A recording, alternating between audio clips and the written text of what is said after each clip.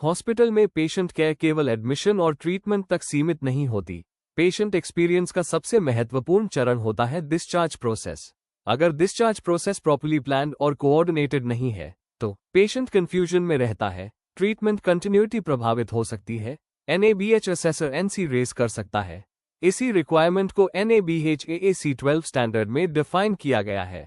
आज की ट्रेनिंग में हम समझेंगे AAC12 स्टैंडर्ड क्या कहता है, असेसर डिस्चार्ज प्रोसेस में क्या चेक करता है, हॉस्पिटल्स कौन सी कॉमन मिस्टेक्स करते हैं और हॉस्पिटल को AAC12 कंप्लायंट कैसे बनाना है।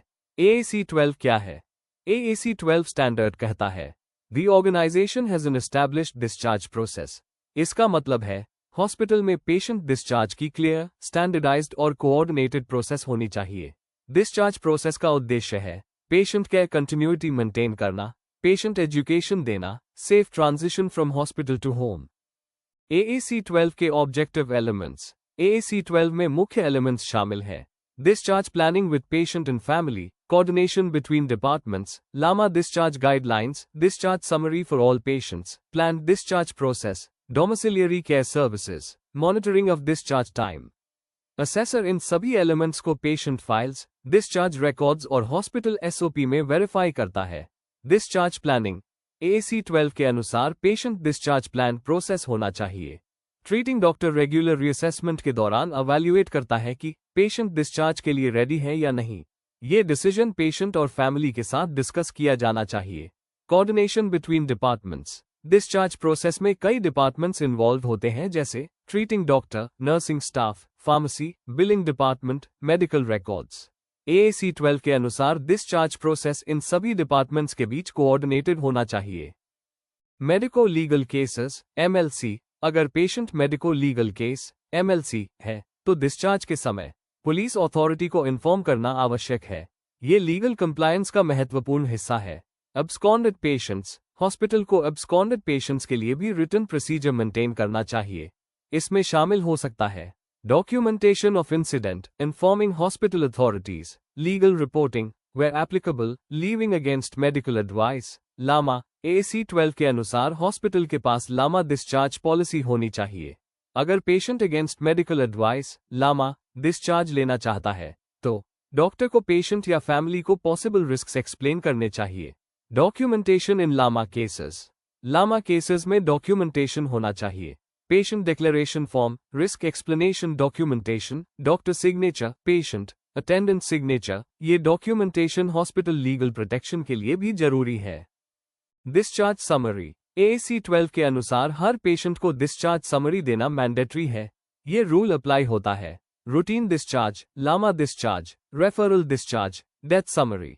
अगर पेशेंट की हॉस्पिटल में डेथ हो जाती है तो हॉस्पिटल को डेथ समरी प्रोवाइड करनी चाहिए। ये समरी पेशेंट के रिलेटिव्स या नेक्स्ट ऑफ किन को दी जाती है। Content of discharge summary.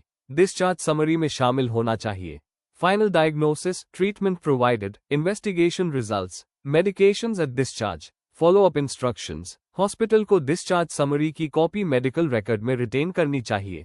Plan discharge. AAC12 के अनुसार डिस्चार्ज आइडियली 24 आवर्स पहले प्लान किया जाना चाहिए।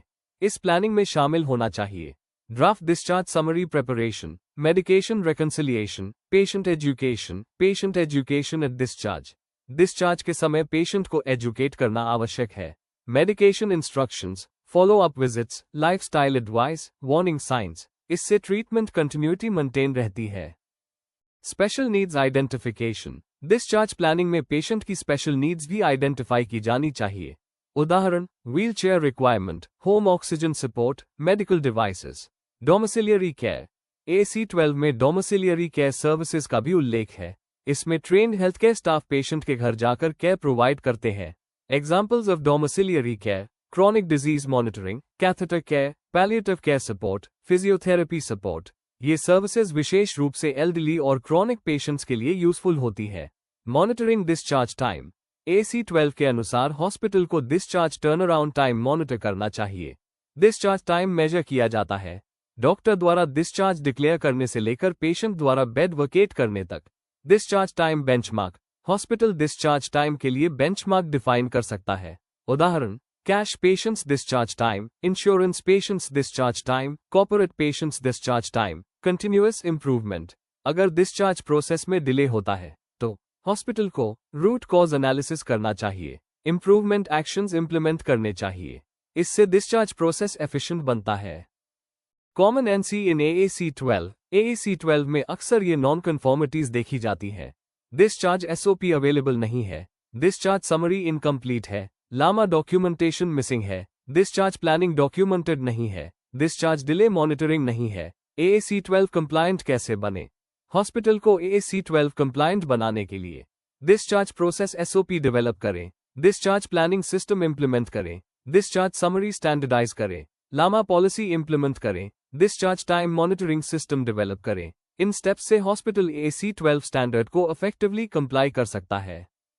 इस NABH ट्रेनिंग सीरीज की अगली वीडियो में हम डिस्कस करेंगे AAC13 content of the discharge summary.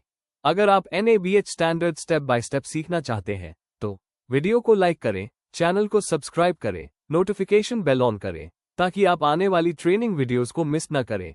Medi quality partners, your trusted NABH guide. धन्यवाद।